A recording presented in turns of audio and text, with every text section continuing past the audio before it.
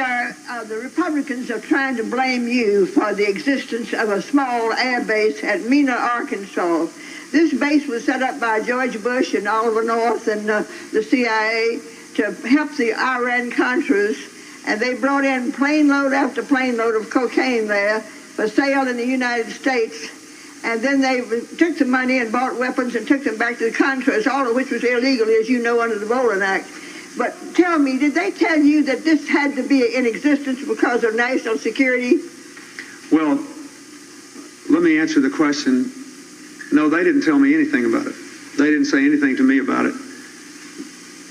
The airport in question and all the events in question were the subject of state and federal inquiries. It was primarily a matter for federal jurisdiction. The state really had next to nothing to do with it.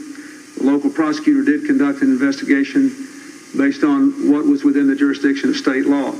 The rest of it was under jurisdiction of the United States attorneys who were appointed successively by previous administrations. We had nothing, zero, to do with it, and everybody who's ever looked into it knows that.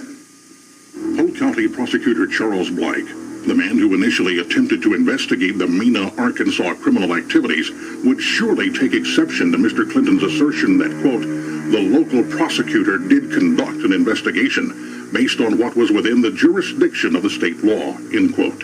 In fact, it was Blake who went directly to then-Governor Clinton to seek funding for his investigation, seeing as how rural Polk County lacked the financial resources to deal with the CIA.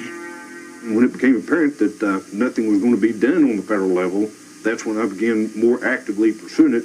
Prosecutor Black, a Clinton supporter, met with the governor and handed him a letter requesting money for a state grand jury on Mena.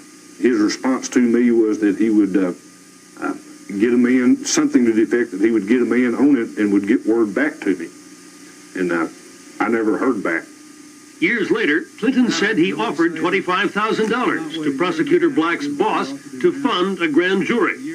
But Charles Black and his boss claimed they never heard about any offer of money from Governor Clinton. I believe Bill Clinton's an honest, respectable man, and I have to believe that he did that.